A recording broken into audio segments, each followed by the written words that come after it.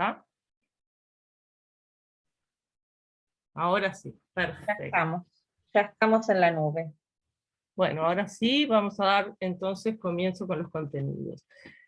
La entrevista psicológica, que si bien decíamos hoy, queríamos referirnos a los aspectos éticos, para referirnos a los aspectos éticos, primero vamos a hacer un cierto recorrido acerca de la caracterización de la técnica. Es una técnica, qué características tiene y algunos aspectos conceptuales, porque si no, no vamos a poder entender los aspectos éticos referidos al uso de la técnica de la entrevista psicológica. La entrevista psicológica es la técnica principal que utilizamos los psicólogos en todos los ámbitos del ejercicio disciplinar nuestro. Cuando digo distintos ámbitos, porque ustedes son bastante nuevitos, están cursando segundo semestre, no necesariamente todos conocen los distintos ámbitos de actuación del psicólogo. Si estuviéramos en una clase normal, presencial, a mí me gustaría como preguntarles a ustedes, bueno, a ver, los psicólogos en qué trabajan, en qué distintos ámbitos ustedes saben que trabajan.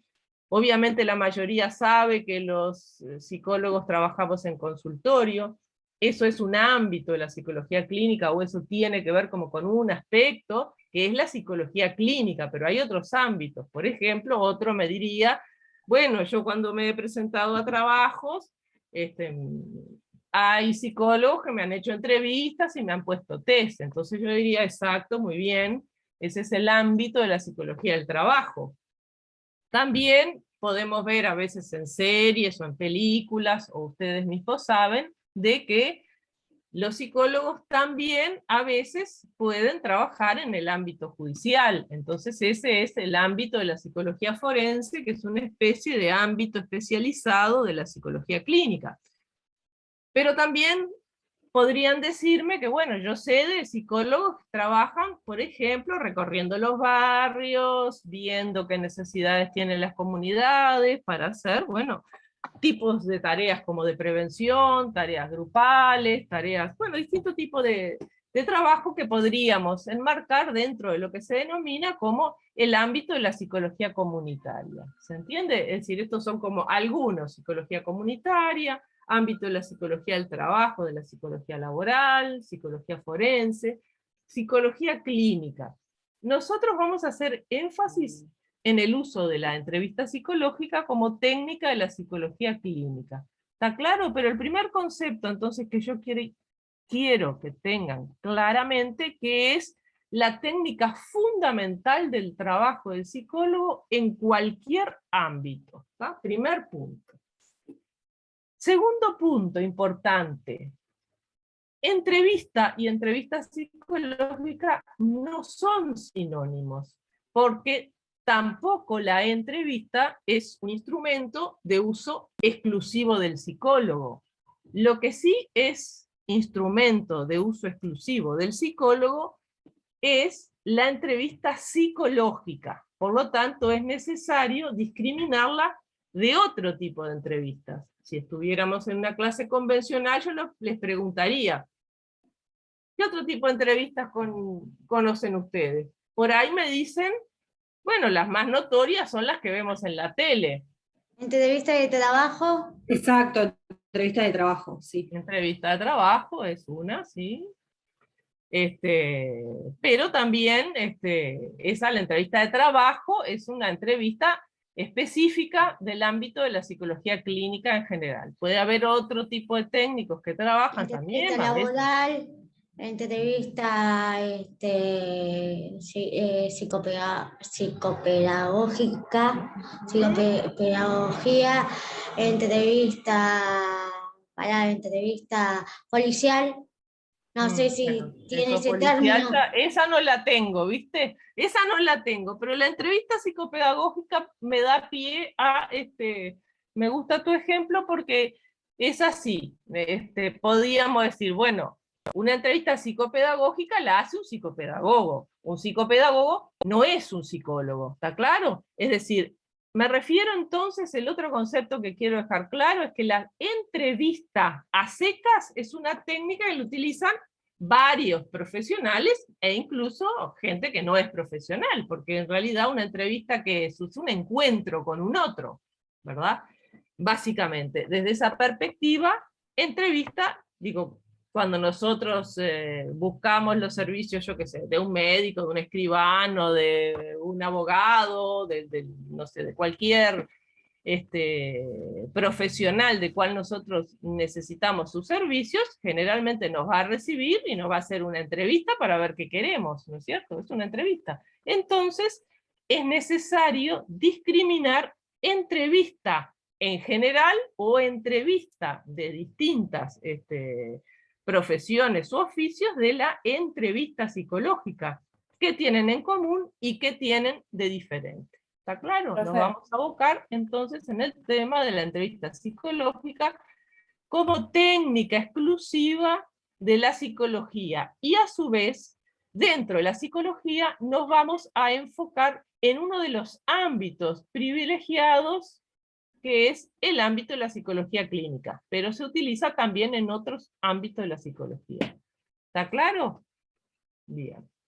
Vamos a pasar a otra, si es que puedo, ¿no? Porque esto uno nunca sabe. Una pregunta, la psicología, el pedagogo, psicología de eso, ¿no va de la mano con la psicología clínica? El psicopedagogo es el licenciado en psicopedagogía, es otro profesional, Son identidades profesionales distintas, ¿no? Tenemos distintos objetivos de trabajo. A ver, ya que no estoy logrando pasar a la segunda diapo, Julia, a ver si me podés hacer. Quiero decir que mi nombre no es Mercedes Gómez, aviso, Bueno, por las dudas, soy Luciana Tagliabue. Lo que pasa es que mi mamá está haciendo facultad de Derecho y usa el Zoom. Vamos a silenciarnos, ¿podrías silenciarte un poquito? Así seguimos con la clase. No entiendo por qué no puedo pasar a mi segunda diapo.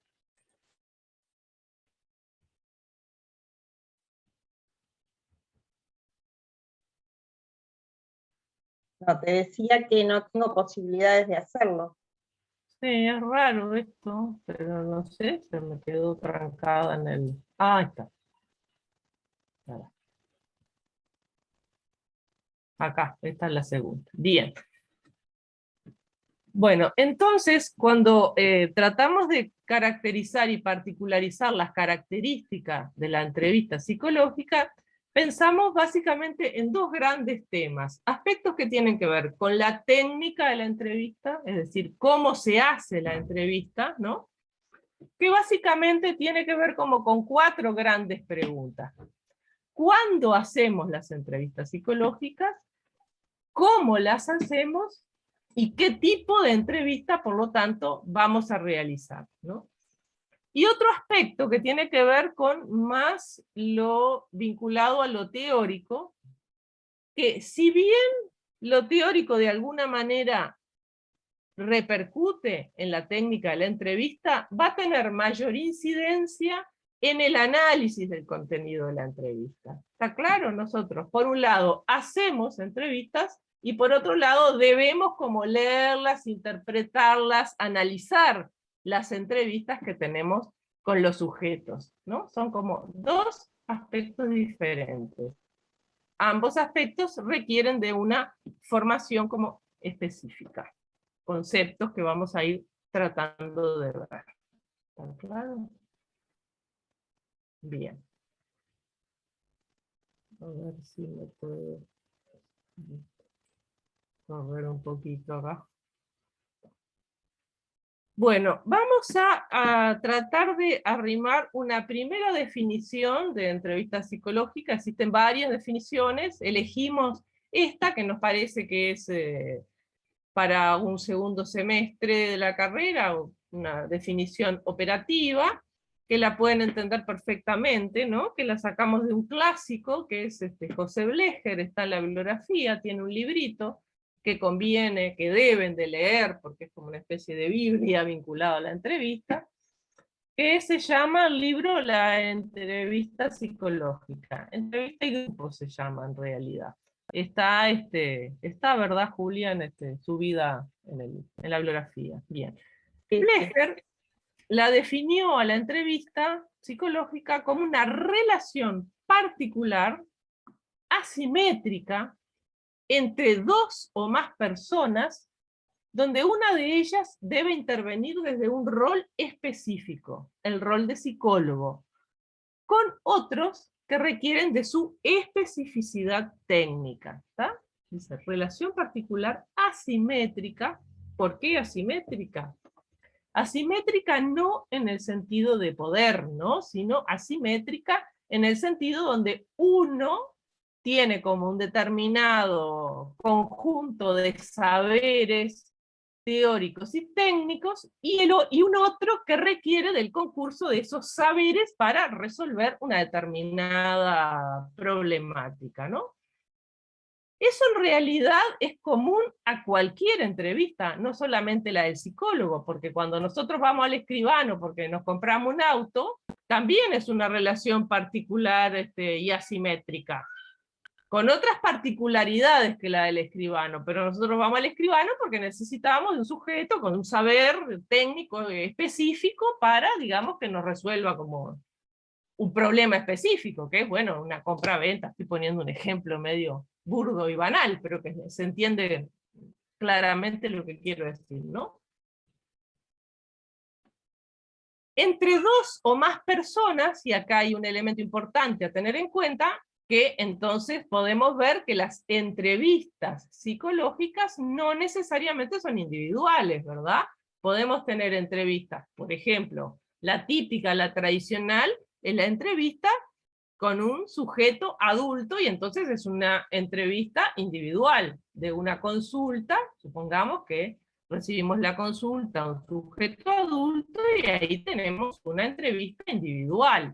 Puede pasar que nos consulten por un niño, en cuyo caso ahí vamos a tener una entrevista con padres, entonces va a ser ya con dos personas. Pero también puede ser que la consulta, por ejemplo, sea de todo un grupo familiar entero, y entonces la entrevista no va a ser ni con una persona ni con dos, sino que va a ser con todo ese grupo familiar.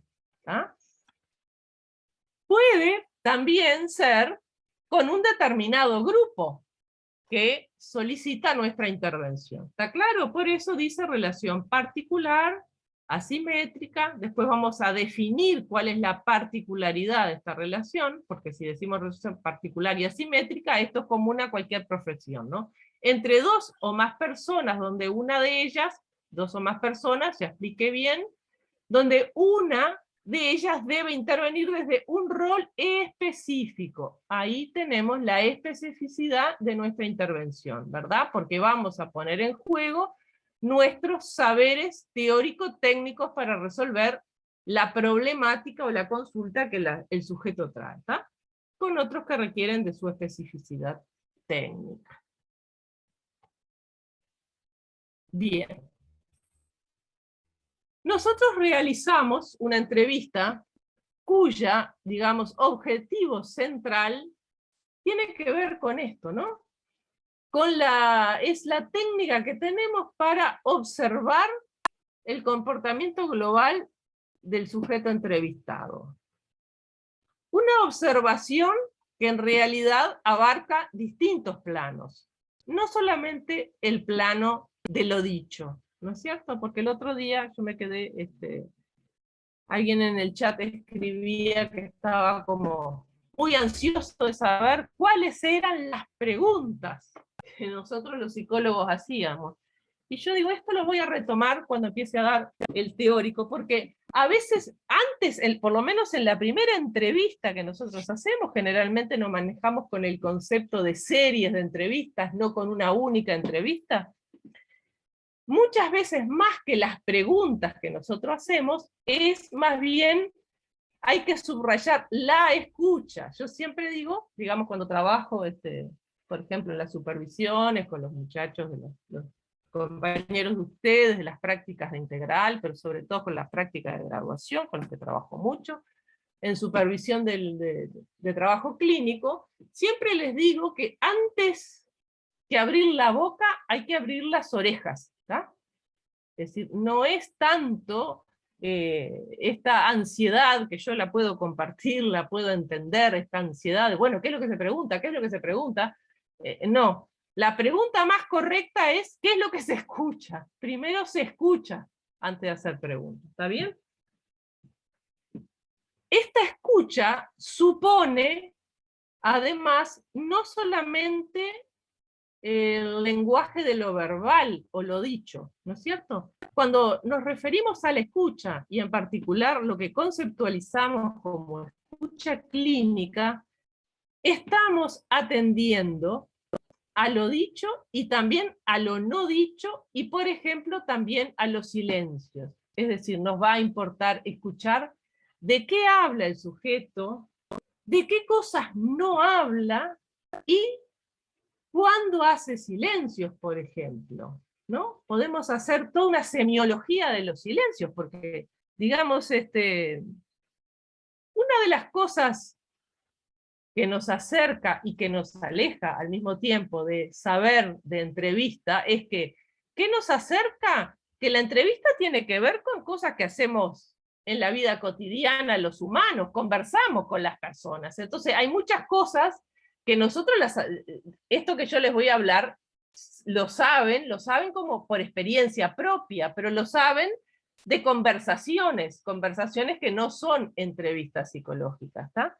Entonces hay cosas que saben, y hay otras muchas cosas que no saben, que son las específicamente técnicas, que son las que vamos a tratar de justamente en el curso ir dándoselas. Este comentario lo hacía a raíz de esta cuestión de los silencios, porque nosotros desde la vida cotidiana sabemos que existen distintos silencios en una conversación, ¿verdad?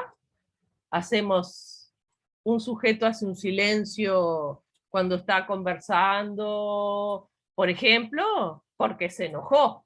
Es decir, hay un silencio que puede dar cuenta de un enojo. Hay un silencio que puede dar cuenta de que el sujeto se quedó pensando sobre algo. Hay un silencio porque de repente le vino a la cabeza un tema del cual no quiere hablar, por ejemplo. Hace un silencio porque de repente tiene miedo a ser juzgado por algo que va a decir y tiene temor de cómo va a ser tomado por el otro. ¿Se entiende lo que estoy diciendo con esta pluralidad de los silencios y con, digamos, esto que estoy intentando mostrarles de lo que significa una escucha clínica, ¿no? Lo amplia que es, que va muchísimo más allá de lo que se dice con las palabras. Entonces volvemos, decimos que el objetivo central de la entrevista es tener una observación de un comportamiento global del sujeto, del entrevistado, ¿no?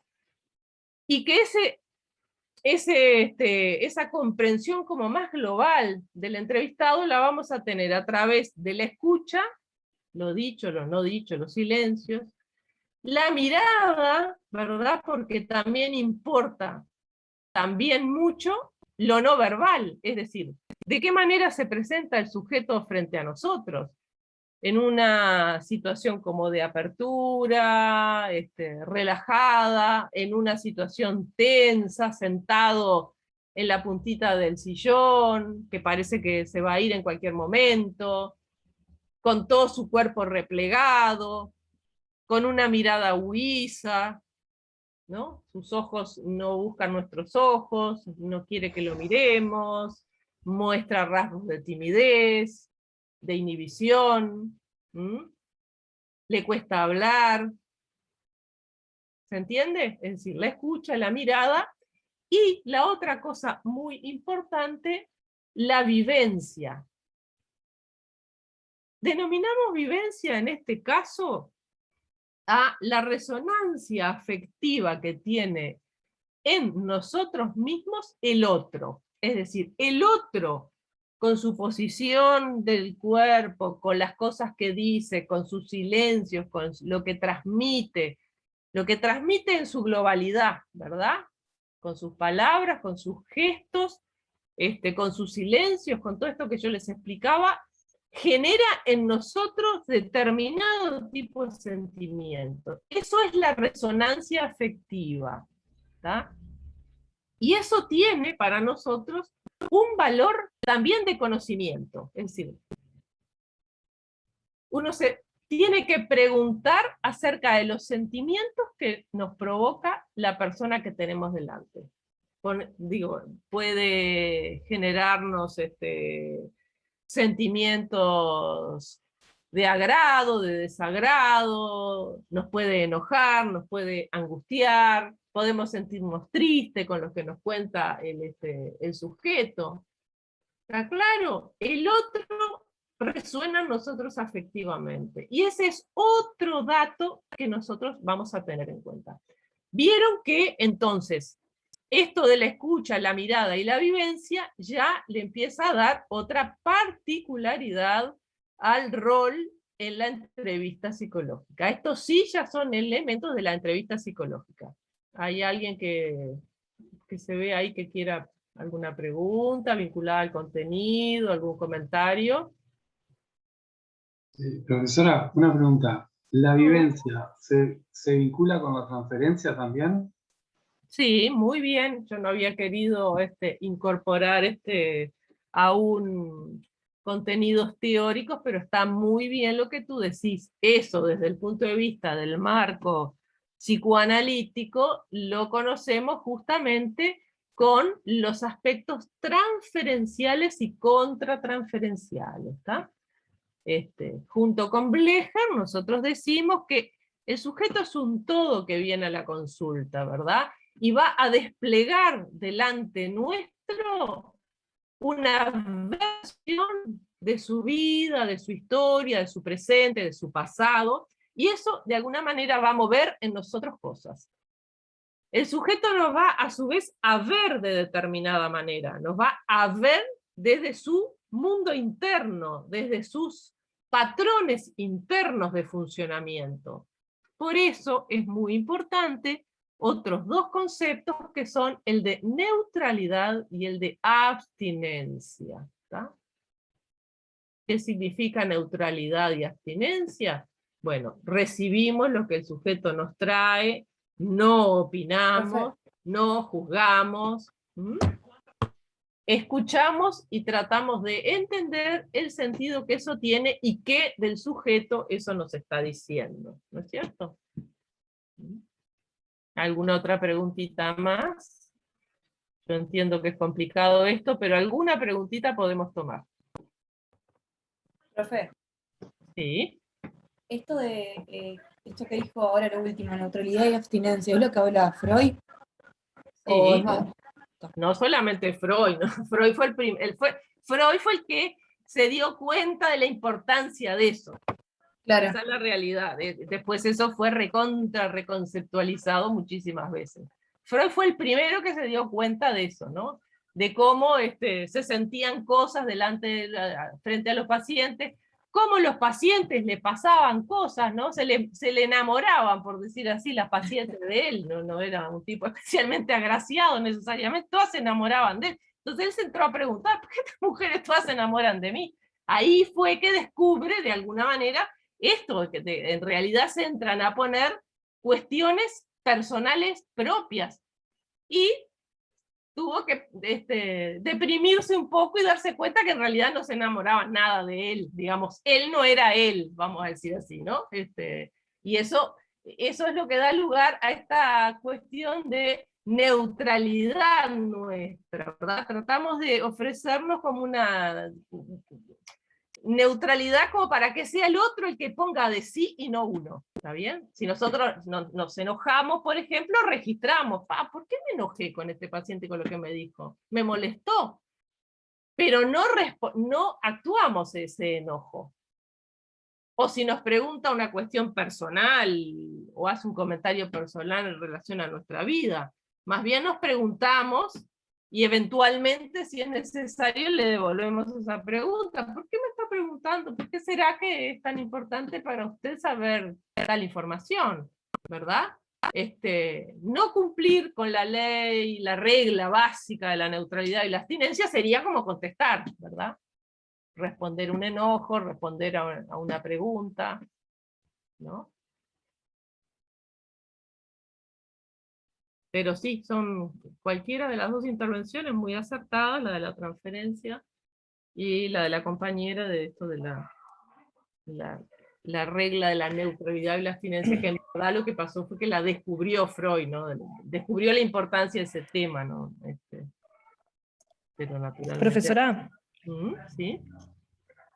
disculpe, lo de neutralidad creo que me quedó claro. ¿Abstinencia vendría a ser lo mismo o hay otra definición ahí que tengamos que manejar como algo diferente a la neutralidad? Abstinencia viene como del abstenerse, ¿no? Digamos, porque, por ejemplo, una paciente podría, por ejemplo, ponerse a llorar en forma desconsolada, y uno por ahí le vienen ganas como de cobijarla, de abrazarla, como si fuera una amiga, ¿no? Ponele, ¿no?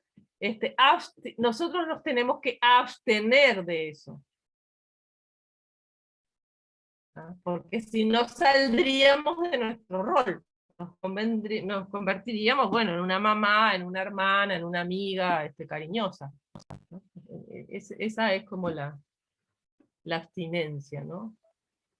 La neutralidad, toda esta cuestión de, bueno, no juzgar, no criticar, no...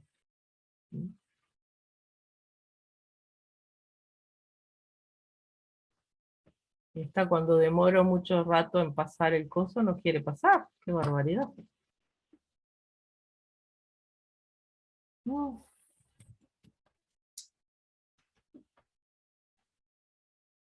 sé por qué se me tranca el...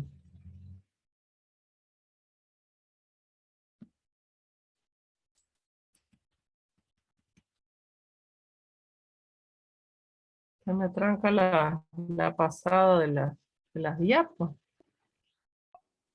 Igual deja de compartir pantalla y cerrar la presentación y volver a abrir. Susana, salí de pantalla completa y ahí vas a poder verlo en el costado. Seleccionas la siguiente. Voy a hacer eso porque si no me olvido.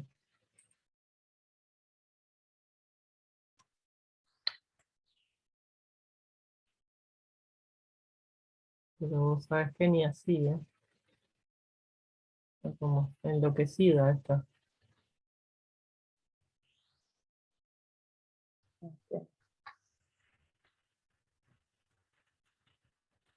Ni poniendo escape, como para irme a la...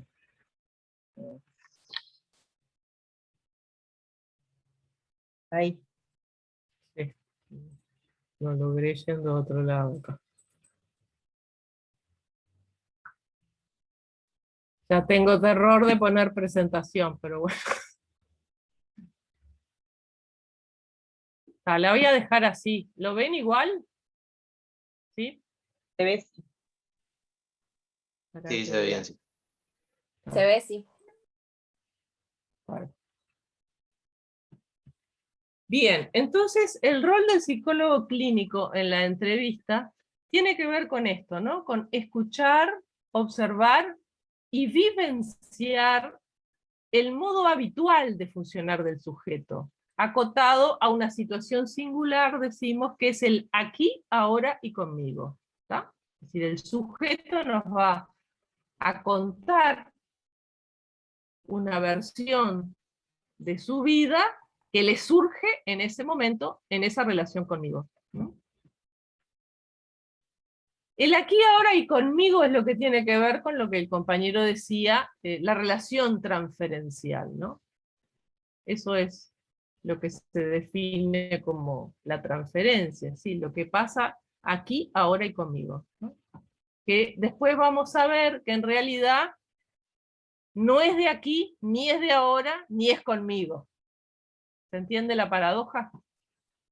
Viene como de un modo antiguo de funcionar de ese sujeto, de su historia, de su vida, ¿no? Que se juega en ese vínculo actual conmigo. Entonces, decimos que se escucha y observa la versión que el sujeto tiene construida de sí mismo, de su historia y de su padecer, ¿no?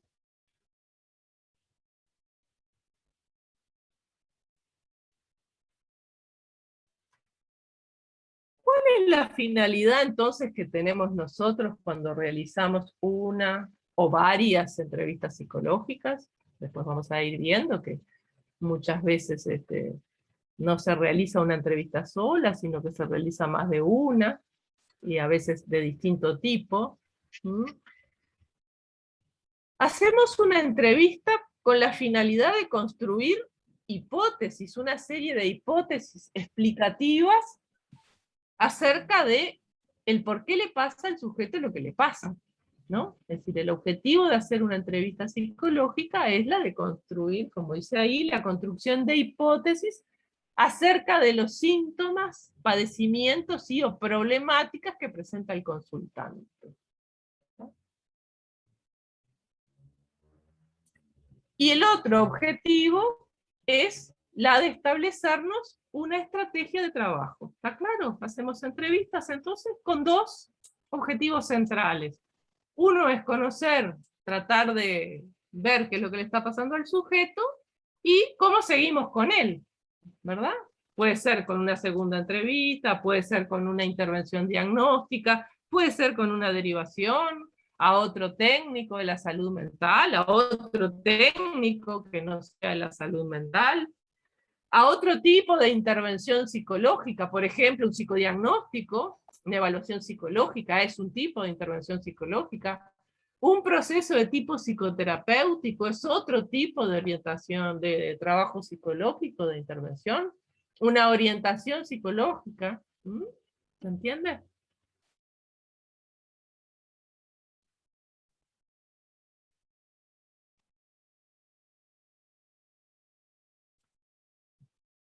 Nosotros para realizar una entrevista nos manejamos con el concepto de encuadre. Las entrevistas se realizan, decimos nosotros, con un encuadre. Esta va a ser una palabra que la van a aprender ahora y la van a escuchar por el resto de la carrera y de su historia profesional si finalmente se reciben de psicólogos, ¿no?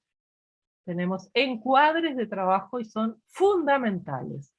Por definición, el encuadre está caracterizado, constituido por una serie que en realidad son variables, pero que nosotros las constituimos en constantes, ¿no? Porque nosotros para hacer una observación, digamos, que tenga, que sea fiable, tenemos que mantener las condiciones de observación, ¿no? Las condiciones de observación se mantienen manteniendo justamente un determinado encuadre que está determinado, por un lado, fundamentalmente por el rol. Nosotros vamos a ser psicólogos y vamos a hacer entrevistas psicológicas. No somos amigos, no somos el sacerdote, no somos el vecino, no somos el abogado, ¿no? No le vamos a dar consejos ni de escribanía, ni de abogacía, no. Hay un rol técnico específico, ¿verdad? Que es la de entender el por qué ese sujeto consulta por lo que consulta. Fundamentalmente tiene que ver con eso. Está encuadrado por los objetivos del trabajo también, ¿no? Porque una entrevista, bueno, si es una entrevista en la psicología clínica, tiene unos determinados objetivos que tienen que ver con esto. Yo me estaba refiriendo a objetivos de la entrevista en psicología clínica, pero también decíamos hoy se hacen entrevistas, por ejemplo, en el ámbito de la psicología del trabajo. Por lo tanto, allí el objetivo es otro, no es ver, digamos, por ejemplo, qué problemática, qué angustia, qué sufrimiento tiene el sujeto. Una entrevista en el ámbito de la psicología del trabajo, básicamente el objetivo que tiene es observar si el perfil que presenta ese sujeto es compatible, se articula, por ejemplo, con el perfil del cargo que una determinada organización está llamando. ¿Se entiende? Es como un objetivo bien distinto. El encuadre está constituido a su vez por el espacio, se realiza en un determinado lugar. En el ámbito de la psicología clínica, conviene que los ámbitos tengan como cierto nivel de neutralidad. Por ejemplo, si somos católicos, capaz no conviene que esté lleno de crucifijos, ni de, ni de simbología católica, porque en realidad capaz nosotros recibimos, estoy inventando en este momento, ¿no? Pero es una especie como, estoy como jugando, como con caricaturas para que ustedes puedan entender lo que estoy diciendo. Por ahí pueden recibir una consultante que está conflictuada porque en realidad decidió hacerse un aborto. Y si nosotros tenemos el consultorio lleno de crucifijos y de cuestiones que están vinculadas a la religión católica, de ahí, de alguna manera, estamos desde el espacio que le estamos ofreciendo, rompiendo justamente, por ejemplo, con la neutralidad. Posiblemente esa persona vaya una vez y no vaya nunca más, porque sabe que la religión católica, bueno, considera el aborto como un pecado, por decir un ejemplo caricatural, ¿verdad? Ya le doy, termino con, con los constantes que forman parte del encuadre y damos lugar a alguna intervención más. Fue un ejemplo, tampoco vamos a tener, bueno, por ejemplo, en nuestro consultorio empapelado con nuestro político de preferencia, porque es la misma situación, ¿verdad? Es decir, se entiende, capaz que así también se entiende mejor el concepto de neutralidad, ¿verdad? De no aportar uno, digamos, cosas para dar lugar a que sea el otro el que aporte de sí, ¿no es cierto? Y no se sienta como inhibido por lo que viene de nosotros.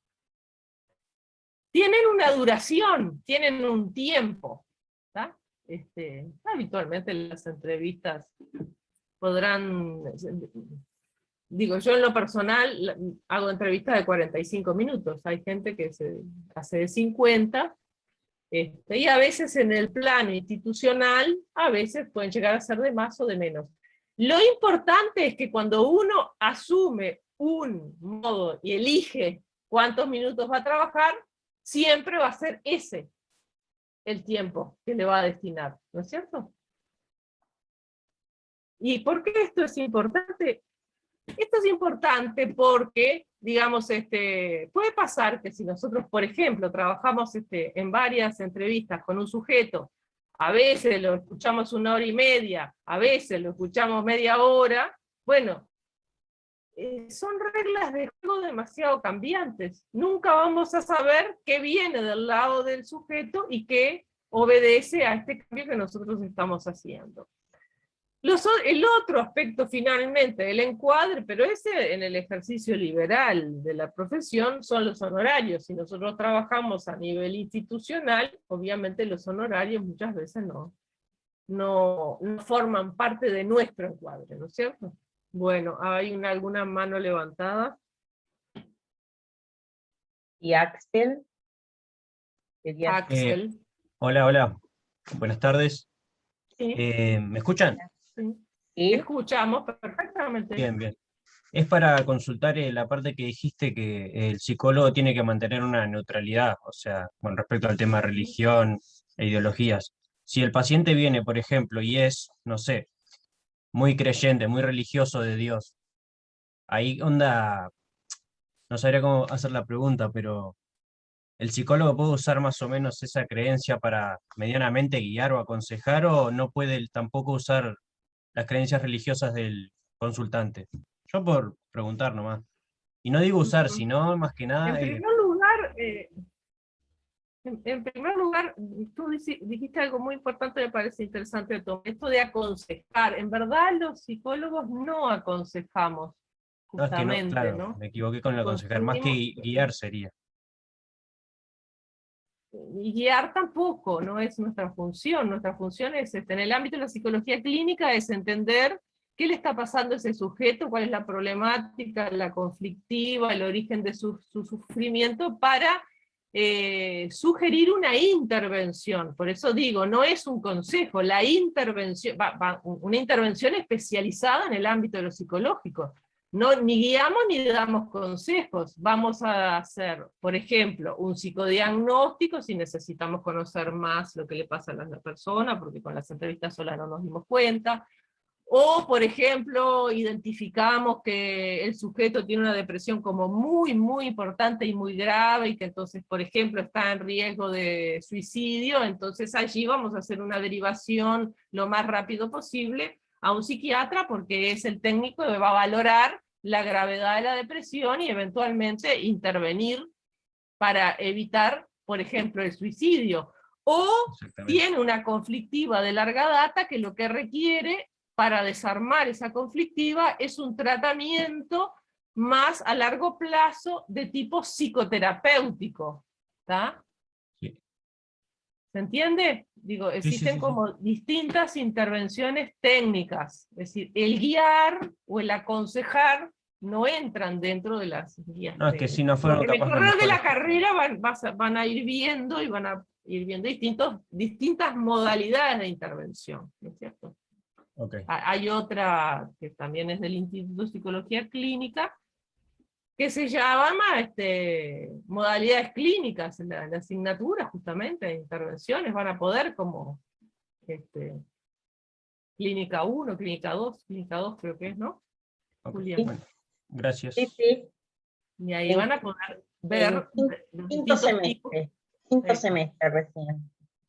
Ahí van a poder ver los distintos tipos de intervenciones que hacemos, ¿no? Es decir, aconsejar y guiar es como más de sacerdote, es más como de amigo, ¿no? No son intervenciones profesionales de nuestra disciplina. Hay dos manos más levantadas. ¿Sí? ¿Quién más? ¿Hay ¿Podemos dar alguna intervención más? Hola, buenas tardes, profesora. ¿Cómo le va? Sí, adelante. Le iba a hacer una consulta, ya que estoy mirando el encuadre. Suponiendo que usted fija con un paciente todo el encuadre, lo que es el rol, los objetivos, el espacio, el tiempo. En cuanto a los honorarios, por ejemplo, quizá ustedes con la experiencia, usted arranca con un paciente y a la tercera consulta te dice que no te puede pagar más, por ejemplo, el honorario. En cuanto, no sé si tiene que ver la ética del psicólogo, ¿qué hace un psicólogo en ese momento? ¿Qué debería ser de repente? ¿Qué sería lo más sano? Los Profe, los honorarios honorarios generalmente se fijan en acuerdo con el consultante y no se espera 3, 4, 5 sesiones, justamente, ¿no? ¿Se acuerdan? Más bien que al final de la primera entrevista en general. Y bueno, nosotros tenemos un arancel de nuestra profesión, y en función de eso se ve. Claro, pero comienza y le comienza pagando, pero a la tercera, cuarta sesión no le paga más. Le dice que no le puede pagar, pero que quiere seguir asistiendo. Y primero yo lo que haría ahí es ver qué es lo que está pasando. A eso que tú me estás preguntando es lo que yo me refiero con la escucha clínica. Siempre vamos más allá de lo manifiesto. Cuando nosotros trabajamos con las entrevistas y cuando trabajamos en clínica, existe un nivel que es el manifiesto y hay otro nivel que es el latente, ¿tá? Manifiestamente capaz que él me está diciendo que no puede venir más porque no puede pagar más en lo manifiesto, pero en lo latente eso puede deberse a muchas cosas. Entonces hay que atender el plano de lo latente, a ver con qué tiene que ver. Si realmente esto que te estoy diciendo, lo que sirve es para ver que no existe una única respuesta. No existe una respuesta a esa pregunta que tú estás haciendo concreta, ¿no es cierto? Otra cosa importante en función de la intervención que tú estás dando, porque me da pie a referirme a un aspecto que yo no me había referido y que es muy importante, es el origen etimológico de la palabra entrevista. Entrevista viene de entrever, que significa ver a través. De manera tal que nosotros siempre nos despegamos de los contenidos anecdóticos de los discursos de las personas que entrevistamos, ¿verdad? Hay un contenido que es el anecdótico, que es el manifiesto, que es lo que dice, pero en la entrevista uno lo que tiene que tratar de hacer es entrever, ver más allá de ese contenido manifiesto. Entonces, un contenido manifiesto puede tener que ver con ya no puedo pagar más los honorarios, pero ese no pagar más los honorarios puede obedecer a diferentes posicionamientos y distintas situaciones, y en función de las distintas situaciones será que se conteste en función de eso. ¿Me explico? ¿Se entendió la respuesta un poco? Sí, correcto, sí. Yo pensaba más bien por el tema de que de repente vaya funcionando bien la terapia y se queda sin trabajo, por ejemplo, y bueno, y usted ve como profesional, sabe que no le va a pagar. Mi pregunta era más que nada para saber si continúa o no, pero ya me está dando la respuesta. Eso es personal de cada uno de los Bueno, profesionales. pero ahora dijiste otro elemento que no lo habías dicho antes, que se quedó como sin trabajo, yo qué sé, si es estamos de vuelta trabajando sobre caricaturas de la realidad, entonces trabajar con caricaturas sirve para ilustrar, pero no sirve de ninguna manera para tomarlo como regla general. Yo digo, un paciente que por ahí dice no puedo venir más porque no puedo pagar, hay como un abanico muy grande de respuestas. Capaz que alguno necesita el límite y le tenés que decir, bueno, no, cuando recupere su capacidad de pago vuelva. Otra situación, un tipo que viene trabajando bárbaro, perdió el trabajo y yo qué sé, a ver, vamos a pensar de qué manera podemos resolver esto. Perfecto. Será del trabajo de la persona, yo que sé, a todos nos ha pasado, obviamente que a mí me ha pasado, ¿no? Es decir, Sí. entonces, Está clarísimo. pacientes que están, yo que sé, recontra comprometidos con el tratamiento, hay una realidad, por ejemplo ahora, ¿no? La pandemia, se quedó sin laburo, se quedó sin trabajo, perdió el empleo, yo qué sé. Simbólicamente siempre es necesario que un cierto nivel de pago conviene siempre que se mantenga, por una cuestión de valorizar el espacio, no tanto por el valor como del dinero en sí mismo, sino por valorar ese espacio. Capaz y bueno, por un tiempo podemos acordar otro honorario, cuando la situación cambie volvemos al honorario, o por 2 meses no me pagues y yo qué sé, y cuando, en fin, distintas, infinidad de situaciones, me refiero, no hay una respuesta única, ¿está claro? Sí, muy claro, muchas gracias. Susana, hay 2 personas más levantando la mano, Valeria y Gabriela. Bueno, Valeria, dale. Capaz, y ellas 2 nomás, y después, al final de la Sí. clase, el resto de las preguntas. Dale, bárbaro. Buenas tardes, profesora.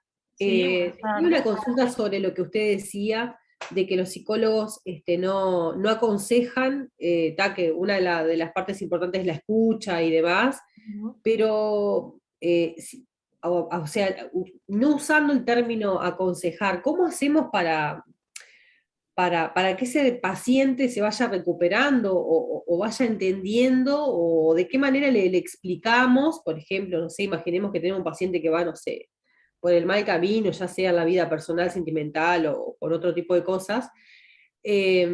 ¿Cómo hacemos o sea, podemos tener sesiones de que lo escuchamos, bueno, lo analizamos, todo eso está bien? ¿Cómo le transmitimos a esa persona para que pueda entender, hablando mal y pronto, ¿no? ¿Cómo hacemos para llegar a él? ¿Y qué quiere decir ir por el mal camino? Porque eso no me doy cuenta. Por el mal camino me refiero a que, por ejemplo, capaz que puede ser, ya sea que vaya, a ver, por un consumo de droga, o puede ser por infidelidad, o puede ser Pero viste porque qué maltrata a su interesante, mujer. porque está buenísima tu participación. Capaz que yo no te contesto exactamente lo que vos me estás preguntando, pero sí me parece muy útil tomar eso, porque nosotros somos un manojo de prejuicios, todos, nadie está libre de eso, y va Exacto. al encuentro con el otro. Exacto. Con eso. Entonces, cree que hay un buen camino, cree que lo mejor es. En realidad... Llamarlo por el buen camino para yo explicarme, ¿no? Sí, entiendo. O sea, me gustaría saber cómo hago para llegar a ese paciente y que el paciente lo pueda entender, sacando el prejuicio, sacando todo eso, por supuesto que bueno, que yo sé que es un abanico bastante amplio. Primero lo que tenemos que hacer es entender lo que le pasa al sujeto y qué es lo que lo hace sufrir y cuál es la problemática. Eso es lo primero que tenemos que hacer. Luego... Usted hablaba mucho de los silencios, por ejemplo, el tema de los silencios, que sí, todos conocemos personas que hacen silencios, sí es verdad que también en cierta manera está hablando. ¿Cómo tomamos esos silencios que usted dice? Existen distintos tipos de silencio. Ahora te vas a tener que quedar un poco como con estas cosas generales que yo te estoy diciendo, porque no tenés elementos todavía para ir más allá. Yo evité usar términos técnicos, pero los voy a usar para que te des cuenta de lo que estoy hablando. Existen silencios fóbicos, existen silencios paranoicos, existen silencios reflexivos, elaborativos. Bueno, para eso tenés que cursar psicopatología, hay que cursar como más contenido todavía. ¿Tá? Bien, gracias. ¿No? Hay muchas cosas, no se desesperen que ya va a llegar esto. Está interesante lo que usted dice. Un primer acercamiento, yo usé aspectos de la vida cotidiana porque estoy segura que saben cuando una persona está en silencio porque se empacó y se enojó, y otra porque no quiere contar, y otra porque se persiguió, yo qué sé, ¿no? Para mostrarles como una cosa que aparentemente es la misma, puede estar como cargada de distintos contenidos semánticos, ¿no? Como el tema de un paciente que deja de pagar los honorarios, la cosa, el comportamiento es uno, pero el sentido que eso tiene puede ser como muy variable. Habíamos dicho una pregunta Gabriela, pasaría Gabriela la pregunta, y así avanza un poquito Agustina más. y Leandro quedan para el final. Hola, profe. Gabriela. Hola. ¿Me escuchan bien? Hola. Sí, bárbaro, Sí, sí. Gabriela. Mi pregunta es, siempre tuve eso.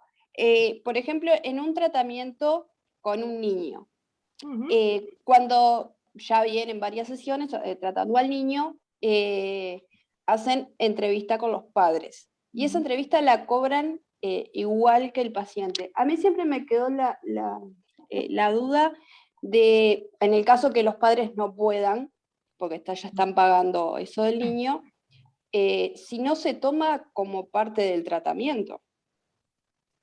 En El tema general, del horario. en el ejercicio liberal de la profesión del consultorio, yo cobro por mi trabajo, es una hora de mi trabajo. Claro, pero por ejemplo, si vos para seguir el tratamiento con el niño y los padres no pueden pagarlo, si vos no tenés la entrevista con los padres, ¿cómo haces para poder seguir bien con el tratamiento? Pero eso es la misma situación que la otra situación del adulto, no tiene diferencia ninguna. Claro. Pero que es trabajo, es trabajo. Sí. ¿No? Está, eso era. Trabajar con niños me quedó eso. Tener trabajo con el niño y con los padres, forma parte del trabajo. Claro. Y por lo tanto, si uno lo hace en el consultorio de uno, lo cobra, tiene derecho a hacerlo. Vivimos de eso. Sí. Aspiro a que ustedes también vivan de eso. Que se Sí, reciban obvio. ¿Está bien? Gracias. Bueno, voy a ir acá un poquito. Dale, sí, Susana. Con otros aspectos teórico-técnicos vinculados a la entrevista. Ustedes más adelante en los grupos también van a ver que hay distintos aspectos de la entrevista desde el punto de vista técnico que analizamos, ¿no? La entrevista la podemos pensar en que tiene momentos y tienen determinado tipo de características, por ejemplo, el inicio de una entrevista, ¿no? Se clasifica en inicio o parte inicial de la entrevista. Hay autores que lo denominan y le dan mucha importancia y denominan los titulares de la entrevista, que es como el consultante se presenta, digamos, solo que dice primero las primeras palabras, tiene un sentido muy particular. Eso se conoce como, bueno, el inicio de la entrevista, ¿no? La parte inicial. Después está como el desarrollo de la entrevista propiamente dicho, y después el cierre. Pero no me voy a referir porque eso después lo van a ver en los grupos chicos, ¿está bien? Cuando analicen este material clínico y eso, simplemente se los voy mencionando. Otro elemento a tener en cuenta de las entrevistas es que las entrevistas, desde el punto de vista de cómo son realizadas, se pueden clasificar. La clasificación más común es la clasificación en entrevista abierta, semidirigida y cerrada. Las voy a dejar un poco como con la gana, porque eso seguramente lo van a ver en los grupos, ¿verdad, Julia? O más adelante. Sí, totalmente, sí. Van Y a en tener teórico, clases enteras de... sí, y aparte en teórico más adelante, sí, sí. Ahí va, claro. por eso. Van a tener, solamente se los estoy como adelantando.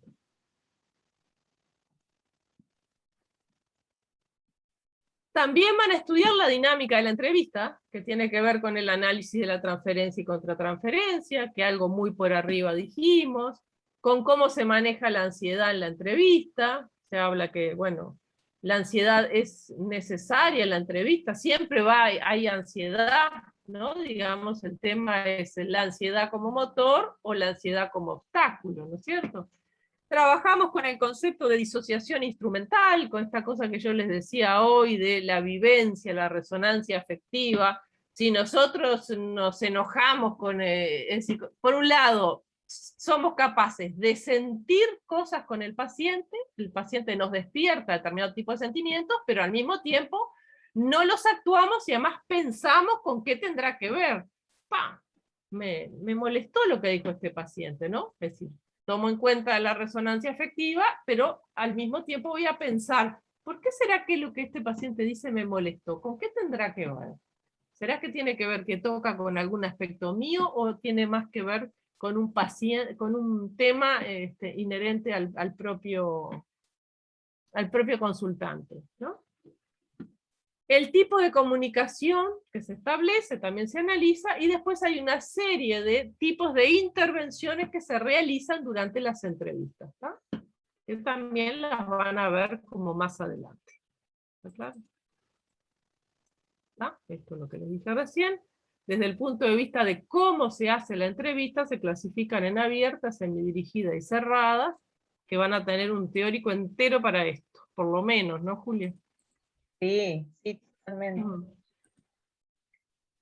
Aparte vamos a trabajar sobre la técnica también de todo eso. Claro, cómo se pregunta, qué se pregunta, todo eso, ¿no? Después, otra clasificación posible es de acuerdo a los destinatarios de la entrevista, porque tenemos, como les decía hoy al principio, entrevistas individuales, entrevistas de pareja, entrevistas de familia y entrevistas con grupos. También, de acuerdo al ciclo vital del consultante, la entrevista adquiere determinadas características propias, ¿no? Con los adultos se realizan de una manera, cuando trabajamos con los niños tenemos entrevistas de padres, por ejemplo, que también tiene una modalidad técnica específica de ser realizada. Las entrevistas de padres se realizan de determinada manera, con determinado formato, y con los niños realizamos lo que se denomina la entrevista de juego, ¿tá? Que también es una entrevista, igual que las otras, pero con una modalidad técnica diferente. Y, por ejemplo, si nosotros vamos a trabajar, por ejemplo, con un sujeto que tiene una determinada patología, que es difícil tener una entrevista con él, por ejemplo, un paciente que está atravesando una descompensación psicótica, que está cursando un episodio psicótico agudo, o una persona que padece, por ejemplo, de una demencia tipo Alzheimer, ¿verdad? Vamos a realizar una entrevista con un tercero al que denominamos el informante calificado. ¿Tá? Por ejemplo, en esto se da con como estamos hablando de ciclo vital, por ejemplo, con pacientes de la tercera edad, digamos, con las funciones cognitivas afectadas por un deterioro patológico. ¿Sí?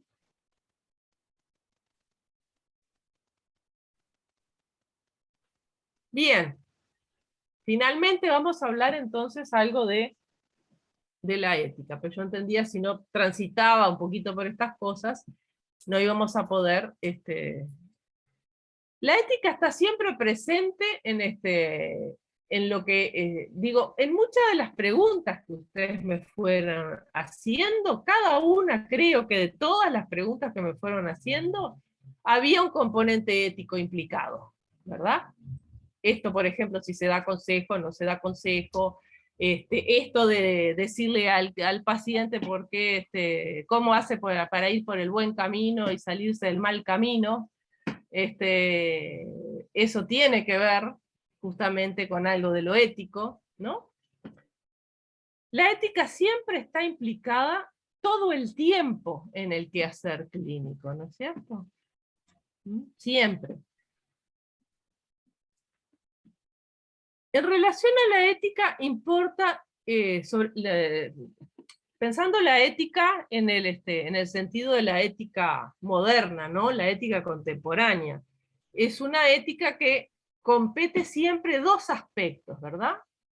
Una cuestión que tiene que ver con lo deontológico, es decir, con el deber buen hacer de la práctica, que eso está dicho en los códigos de ética, ¿verdad? Y el otro plano es el plano de lo singular, es el aterrizaje de los códigos y de las reglas al plano de la situación singular, ¿verdad? Siempre que trabajamos en esa tensión, ¿no es cierto? El código de ética nos dicta como las buenas prácticas, pero esas buenas prácticas hay que aterrizarlas a una situación concreta. ¿Con qué ejemplo puedo yo explicarles esto? Se lo voy a explicar con un ejemplo que siempre me resulta útil y lo suelen entender con claridad. El código de ética, por ejemplo, uno de los aspectos que subraya siempre es el aspecto de la confidencialidad, ¿verdad? Es una regla sagrada del código de ética. Lo que el consultante dice en una entrevista, entre él y yo se queda, ¿no es cierto? Eso en regla general. Ahora, ¿qué pasa si el consultante me dice que está tan desesperado que ni bien salga de la sesión conmigo se va a matar porque no aguanta más? ¿Qué pasa con eso? Profe, Sí. hay que descartar que eso sea como una simple fantasía nomás, me parece. Y tal, lo que dice el código de ética, que ahí hay como afecta a un tercero, ¿no? O a una vida misma. En el caso de este paciente que dice usted, afecta a la vida misma del paciente que se va a quitar la vida. Exacto. Ahí creo que claramente, pero ven la tensión que existe entre la regla y la situación singular, porque la regla, el código dice, no podés decirle a nadie, ¿no? Ahora, si yo tengo el convencimiento de que realmente se va a matar, posiblemente se lo tenga que decir a alguien. Sí, como tú decís, bueno, tiene que ver como con una fantasía manipuladora o, bueno, u otra cosa, yo qué sé, pueden ser múltiples cosas. Es decir, un paciente puede decir, salgo de acá y me mato, también, como dijimos hoy, en otros ejemplos, por una multiplicidad de situaciones. ¿No? Ahora, yo pongo este ejemplo que es grueso, es duro, y es porque es un de esos ejemplos que nos hacen caminar por la cornisa, ¿no? Ahí es donde sudamos la camiseta. Siempre sudamos la camiseta cuando un consultante nos dice que se va a matar. Habrá situaciones en que capaz que hay que romper con eso que dice el código de ética de la confidencialidad.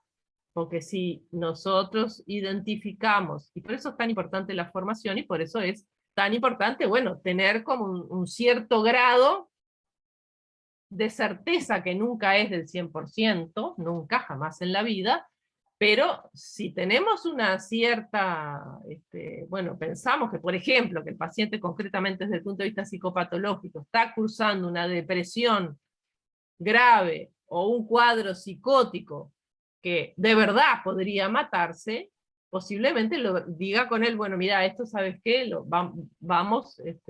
vamos a llamar a tu familia y lo vamos a... ¿Se entiende?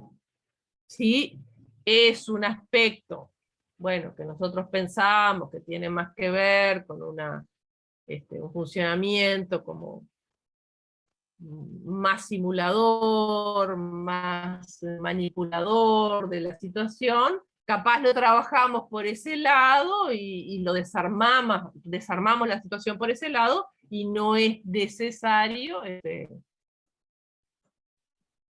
quebrar como con esa regla que el código de ética establece, ¿sí?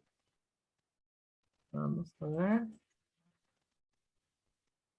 ¿Está? O sea que acá en este esquemita queda bien clara, la ética contemporánea se piensa siempre en dos movimientos, ¿no? Una primera dimensión que lo dan los códigos de ética, que los códigos de ética, digamos, están a su vez amparados en las normas del país y en las normas de derechos humanos que tiene el país, que a su vez están, digamos, está debajo del paraguas de las normas, digamos, internacionales vinculadas a los temas, ¿no? Pero siempre hay una segunda dimensión que es la situación singular, ¿está claro? Nuestro código de ética profesional fue promulgado en mayo del 2001 y fue suscrito por la Coordinadora de Psicólogos del Uruguay, por la Sociedad de Psicología del Uruguay, por la Facultad de Psicología de la Universidad de la República y por la Facultad de Psicología de la Universidad Católica del Uruguay. Nos regimos como por ese código de ética, que creo que está colgado en el EVA, ¿no, Julia? Se lo pusimos. Sí, creo que sí. Lo revisamos, pero estoy casi segura.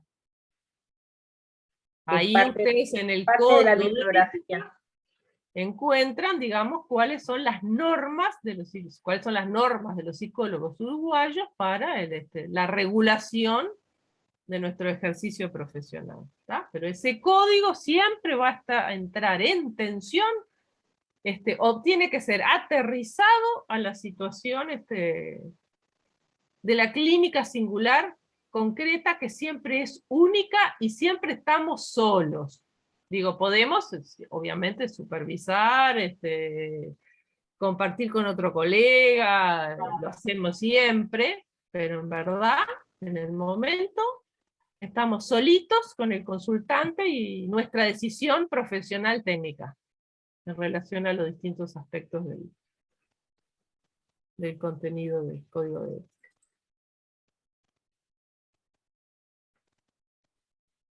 Nuestro código de ética, bueno, se basa en una concepción de sujeto que justamente subraya la singularidad del sujeto. Cada sujeto es único, por eso decía hoy estas caricaturas con las que trabajábamos a punto de partida de lo que yo misma planteaba y las preguntas que ustedes me hacían, ¿no? De distintas preguntas, bueno, si no pagan más los honorarios, y yo qué sé, no sé, distintas situaciones. Bueno, hay que verlo en cada situación singular, el sentido que tienen las cosas, ¿no? Trabajamos con una concepción de sujeto que no es una isla, es un sujeto que de alguna manera es producto de su contexto, de su historia, ¿no? De su época, de su medio social. Es decir, por eso se dice que es un sujeto que es producido y es a su vez productor. ¿Tá? El sujeto es sobre la singularidad y la subjetividad de un sujeto, ha tenido efecto su familia, su barrio, su época, su mundo, y es a su vez un emergente de ese contexto histórico. Pensamos el código de ética, la ética, piensa al sujeto desde estas coordenadas, digamos, ¿no? El código de ética nuestro, bueno, está, básicamente tiene como algunos objetivos específicos que podemos sintetizar en estos 5. Bueno, obviamente que defiende, ampara y se apoya en los derechos humanos, ¿verdad? El otro aspecto del código de ética es la de, bueno, tener una armonía y una ampara y resguarda y protege las relaciones entre los profesionales, ¿no? Entre nosotros mismos. Pretende promover una actitud responsable y comprometida con la comunidad. ¿Mm? Defiende el derecho a que tenemos derecho a ejercer nuestra profesión en forma independiente, ¿no? Somos profesionales independientes con nuestros saberes específicos. No pueden, digamos, entrometerse, vamos a decir así, otros profesionales. Más allá que, por supuesto, que trabajamos en interdisciplina, claramente, ¿no? Claramente. Trabajamos con otros, pero una cosa es trabajar con otro y otra cosa es que el otro, digamos, imponga, digamos, sus ámbitos profesionales específicos, ¿no?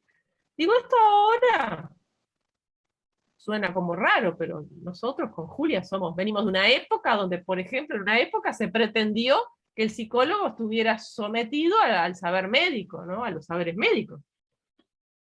Una especie de técnico auxiliar del psiquiatra, ¿verdad? Hoy estamos felizmente muy lejos de eso, pero justamente por esa razón nuestro código de ética, y como existió ese problema, lo plasma en el propio código para que podamos tener esa salvaguarda, ¿no?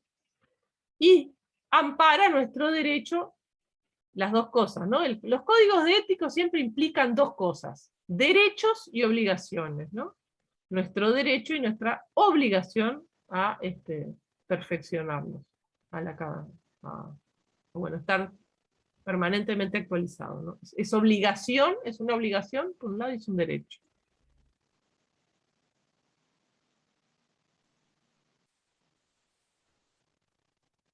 El código de ética nuestro tiene 10 capítulos, que yo acá se los sinteticé, ¿no? Un capítulo de responsabilidades generales, un capítulo entero vinculado a cómo nos manejamos con las informaciones de los sujetos, ¿no? Cómo nos manejamos para obtenerlas y cómo las manejamos con la información que obtenemos.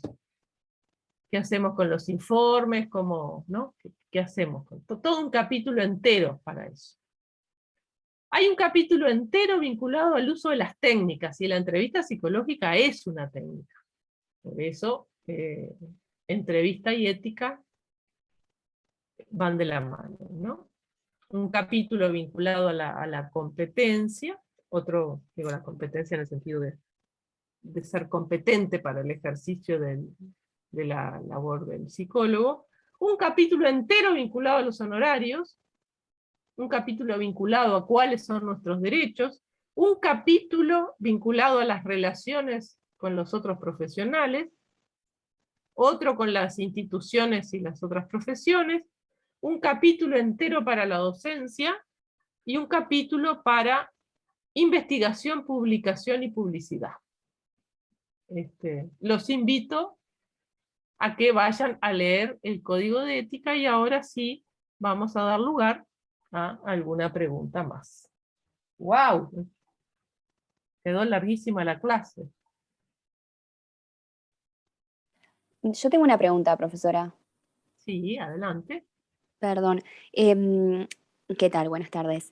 Porque una compañera hizo una consulta en el chat y me pareció súper interesante, que preguntaba, por ejemplo, en el caso de que un paciente en una entrevista psicológica confiese que cometió un crimen, por ejemplo, no sé, o un asesinato, por ejemplo, ¿qué hacemos en ese caso? Y yo les ponía en el chat que lo cometió o que lo está planificando, ¿no? Que también estas cosas suceden. Hay un material donde está tratado ese especialmente, ¿no, Julia? En una de las bibliografías, no me acuerdo si es la de No Salomone, recuerdo el autor, ¿no? pero hay de Sí, esas hay un libro, creo que podés irlo a leer a Salomone, pero digamos, de vuelta, digamos, no puede la confidencialidad y el código de ética nuestro, por eso yo decía que está supeditado a la Constitución de la República de última, ¿no es cierto? Y, la Constitución y a su vez a los códigos que están por encima de la Constitución de la República, los regionales, los acuerdos internacionales vinculados a derechos humanos, ética y eso, ¿no? Evidentemente no vamos a ser cómplices de un asesinato, claramente. En todo caso, buscaremos el modo, podemos, por ejemplo, de vuelta, armando caricatura, ¿no es cierto? Me da terror a veces contestar en segundo semestre determinadas preguntas y después yo aparezco diciendo, y encima grabada, diciendo algo que después se ha usado en mi contra. Pero pongo un ejemplo, podrá pasar que de repente un sujeto en un episodio psicótico agudo mató a alguien, o bueno, o mató realmente a alguien. Bueno, podemos evidentemente acompañar a ese sujeto por los carriles de la denuncia y ofrecerle el sostén y el soporte y todo lo que quieran, pero evidentemente no vamos a ser cómplices de asesinato, claramente. No sé si esto contesta la pregunta o... Perfecto, no, sí, está bien, muchas gracias. Estaban desde temprano Gabriela y Agustina con sus manos levantadas. Bueno. Si quieren ahora participar, Gabriela sería la primera. A ver. Parece que Gabriela bajó la mano. Y Agustina Peirano. No sé si están, si capaz se cansaron y se fueron. Bueno, desaparecieron las manos, así que, bueno. Sí, bueno, o sea, se cansaron. Se abre un espacio para más preguntas, unos minutitos. Unos minutitos. ¿Estas diapositivas se van a subir al EVA? Se va a subir, está grabada la clase, o sea que va a quedar. O sea, se sube el video de la clase, pero no las diapositivas aparte. Pero, no, ¿las tenés ahí? Pero las tenemos, digo, van a quedar en la clase, claro. En la clase. Se queda grabado todo, ¿no? Perfecto, gracias. Digo, si fuera necesario, si les parece que es necesario, obviamente que tengo de el soporte de las diapositivas. Claro, y las tengan presentes que muchos de estos puntos que la profesora compartió, ¿no? Van a ser desarrollados, ¿no verdad? Digo, va a haber clases específicas de tipos de entrevistas, de encuadre. O sea, va a haber un desarrollo de todos estos puntos. Se me hizo la noche mientras daba la clase. Sí, la verdad. Prendí la luz. ¿Profe? Sí. ¿Y cuándo se subiría esta clase? O sea, ¿se va a subir, no sé, por semana, cada 3 días? Tratamos de que sí, va a ser comunicación el que se va a encargar de subirlas. Estamos en los inicios, ¿verdad? Entonces sepan perdonar ciertos delays en las cosas porque, digamos, el ciclo inicial es especialmente complejo por la cantidad de personas y bueno, nosotros le pedimos asistencia a comunicaciones, que es el que nos va a subir las clases. Bueno, ahora el siguiente paso que lo que vamos a hacer es comunicarnos con comunicación y decir, mira que ya está en la nube la clase, la primera clase teórica de entrevista grabada, y ellos la editan, nos preguntan si está bien. Le vamos a decir que la suban así como está, ¿no? No está. Claro, sí, sí. Están preguntando cuándo es la próxima clase en el EVA. Yo no sé si ustedes están entrando bien, pero en el EVA es donde surge siempre la información. Ahí tienen todas las clases que vamos a estar en los plenarios sincrónicos hasta la fecha del primer parcial. La próxima clase es el jueves de la semana que viene a las 20 horas. Y seguimos con el tema ética. ¿No? Bueno, no son Profe, todo- una pregunta, ¿por qué tan tarde las clases? A nosotros nos dijeron en la primera, en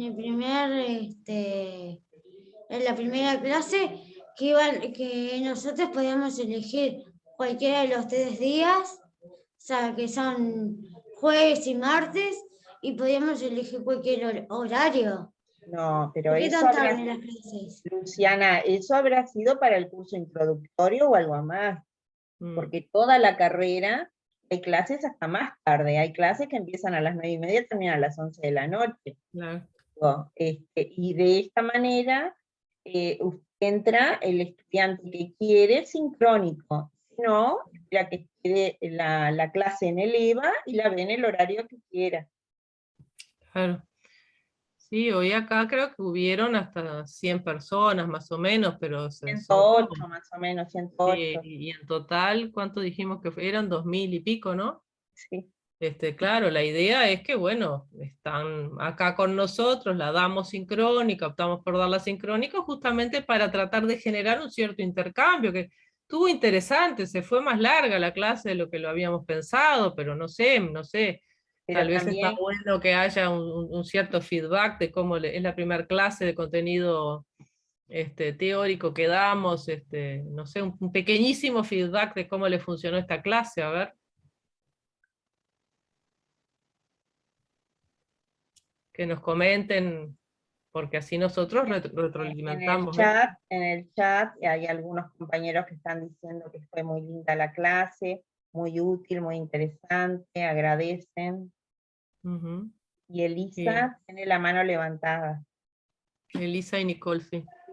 Elisa, no, en realidad súper clara la clase y súper útil, ¿no? Porque como a veces uno sin darse cuenta con algunas intervenciones de por qué no es el rol del psicólogo guiar o aconsejar justamente, porque siempre no es transformar a quien consulta en nosotros o según nuestra ideología o nuestra creencia de lo que está bien o está mal, ¿no? Sino como lograr sacar ese prejuicio y creo que es todo un camino para reflexionar y para andar por ahí, ¿no? Me pareció súper interesante. Todo en general, pero en particular esa parte de ahí, porque también es como un descubrirse de que uno sin querer jugar siempre tiene una carga ahí personal que hay que tratar de sacarse. Bueno, estás en segundo semestre, es responsabilidad nuestra los docentes justamente. Claro, pero para... pero como entrar como en esa conciencia, ¿no? Como empezar a darse cuenta de eso y está buenísimo. Me pareció muy interesante la clase. Muchas gracias. Nicole. Nicole, ¿tenés? Sí. Sí. Yo he hecho una pregunta en el chat, pero no sé si la vieron. Era, nosotros como profesionales vamos a ser garantes del paciente, ponerle en una situación de suicidio, si él, ponerle que nos avisó antes y se suicidó. ¿Garantes en qué sentido? ¿Qué te referís? Garantes para... No vamos a, digo, no vamos a tener vamos a tener la sanción personal con esa misma, chicos, realmente. Madera sin pata, porque eso hay que tocar madera sin pata, son de las cosas más horribles que a uno le puede pasar, pero entra dentro de las posibilidades, ¿verdad? Y bueno, puede pasar. Lo malo es que se mate un paciente por impericia de uno, eso sí es muy malo, claramente. Bien.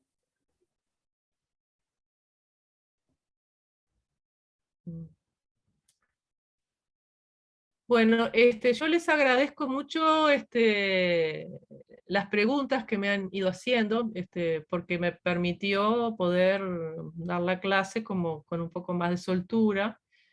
Es difícil para mí, soy veterana, vengo, no estamos acostumbrados a dar clases de esta manera, yo que estoy acostumbrada a pararme, conversar, caminar por la clase, ¿no? Me resulta raro, pero me sentí cómoda.